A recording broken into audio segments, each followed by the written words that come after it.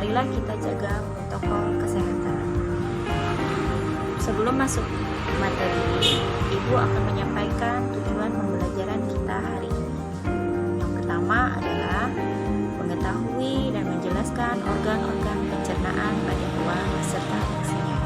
Yang kedua, mengetahui dan menjelaskan organ pencernaan pada manusia beserta fungsinya. Mari silahkan amati video materi berikut ini. Sistem pencernaan makanan hewan ruminansia dan manusia.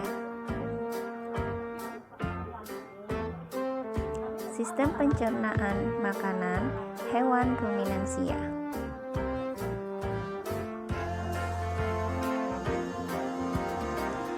Sistem pencernaan makanan hewan ruminansia. Sistem pencernaan adalah organ-organ pencernaan yang mencerna makanan yang masuk ke dalam tubuh. Hewan ruminansia adalah kelompok hewan mamalia yang biasa memamah atau memakan 2 kali dan dikenal dengan hewan memamah biak. Contoh hewan ruminansia adalah sapi, kerbau, rusa, domba, kambing, dan kijang. Sistem pencernaan hewan ruminansia lebih kompleks dibanding pencernaan hewan lainnya. Pada hewan ruminansia, terdapat 4 bagian lambung dengan fungsi yang spesifik. Selain itu, pencernaan makan pada hewan ruminansia dibantu oleh beberapa mikrob, bakteri, dan protozoa. Mikrob tersebut dapat membantu mencerna rumput. Mekanisme pencernaan makanan pada hewan ruminansia atau sapi. Makanan seperti rumput pertama kali masuk ke dalam mulut sapi. Di dalam mulut sapi terdapat organ-organ pencernaan seperti berikut. Gigi. Gigi sapi tersusun dari gigi seri yang berguna untuk memotong makanan dan gigi geraham untuk mengunyah makanan. Lidah. Lidah sapi berguna untuk merenggut rumput dan mendorong makanan yang sudah dikunyah menuju lambung. Saliva. Saliva merupakan cairan atau enzim khusus yang dihasilkan oleh kelenjar khusus pada sapi yang kemudian disalurkan ke dalam rongga mulut. Saliva berperan dalam proses pencernaan kimiawi.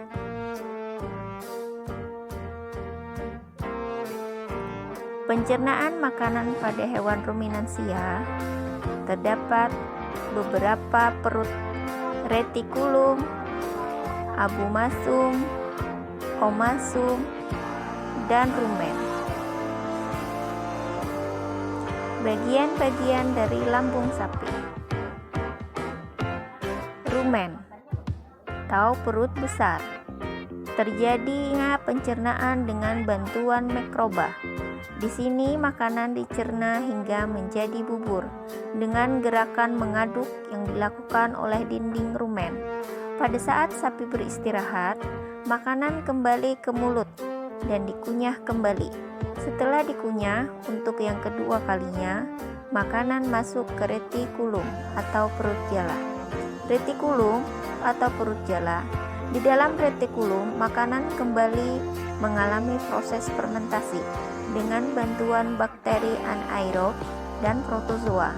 Di dalam bagian perut ini terjadi proses absorpsi dan penyaringan benda-benda asing yang masuk bersama makanan sehingga tidak masuk ke omasum atau perut kitab.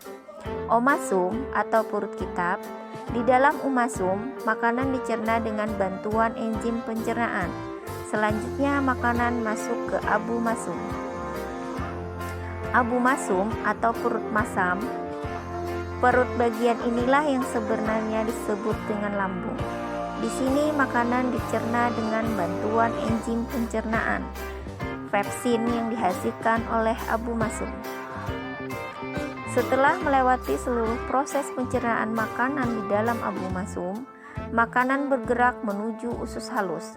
Panjang usus halus seekor sapi dewasa dapat mencapai 40 meter. Di dalam usus halus terjadi proses absorpsi dan fermentasi, dan di usus besar terjadi proses pembusukan sisa pencernaan. Selanjutnya, sisa-sisa makanan akan dikeluarkan melalui anus. Proses pencernaan pada hewan ruminansia. Mulut. Di dalam mulut rumput dikunyah. Selanjutnya masuk ke esofagus atau kerongkongan. Masuk ke rumen, proses pencernaan dengan bantuan mikroba. Selanjutnya masuk ke retikulum. Makanan menjadi gumpalan kasar atau bolus.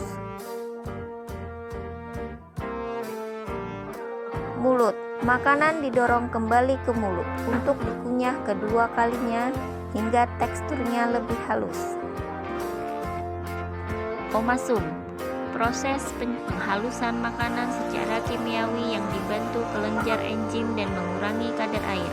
Abumasum. Proses pencernaan makanan melalui enzim dan asam klorida. Selanjutnya, usus halus menyerap sari-sari makanan yang telah diproses di dalam lambung. Usus besar terjadi pembusukan sisa makanan yang akan dikeluarkan berupa feses.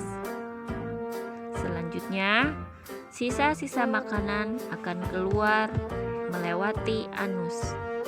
Selanjutnya adalah sistem pencernaan makanan pada manusia. Sistem pencernaan makanan pada manusia berfungsi untuk menghancurkan makanan yang masuk ke dalam tubuh. Makanan yang semula dalam bentuk kasar dapat berubah menjadi bentuk yang lebih halus dengan bantuan gigi dan enzim. Dalam hal ini, enzim pencernaan dapat mempermudah proses penyerapan sari makanan.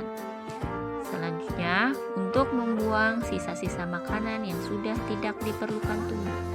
Keberadaan zat-zat sisa tersebut dapat menjadi racun bagi tubuh manusia jika tidak dikeluarkan.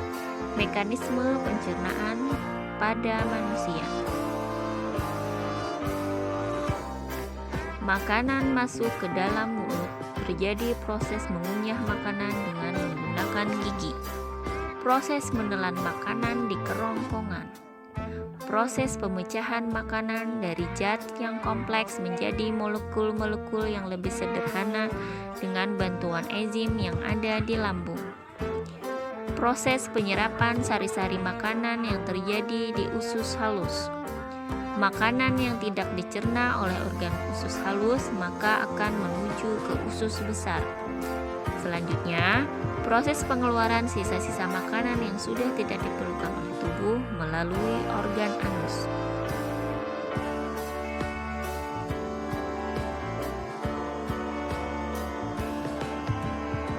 Rongga mulut. Gigi.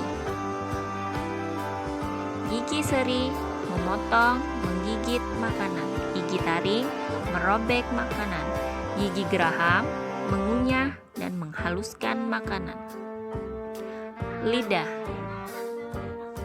membantu menelan makanan, membolak-balikan makanan, dan mengatur letak makanan dalam mulut. Ludah dihasilkan oleh kelenjar air ludah. Mengandung enzim petialin yang berfungsi mengubah zat tepung menjadi gula. Mulut mencerna makanan secara mekanik oleh gigi yang dibantu lidah dan mencerna makanan secara kimiawi oleh ludah yang menghasilkan enzim petialin.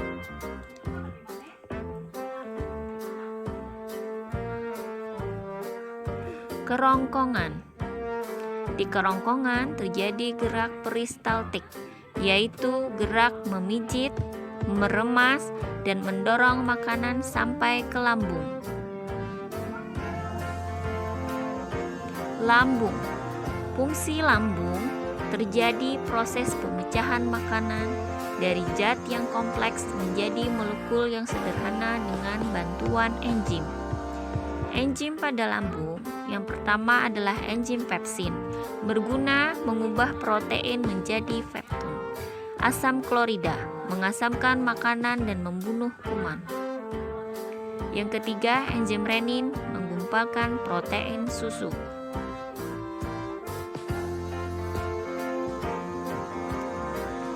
usus 12 jari. Berfungsi untuk mencerna makanan menjadi sari-sari makanan. Usus halus berfungsi untuk menyerap sari-sari makanan. Selanjutnya, untuk proses pencernaan secara kimiawi dengan enzim yang dihasilkan oleh pankreas dan dinding usus 12 jari. Enzim yang berperan di usus 12 jari adalah lipase, mencerna lemak menjadi asam lemak dan glycerol. Amilase, mencerna karbohidrat menjadi glukosa atau gula. Tripsin, mencerna protein menjadi asam amino.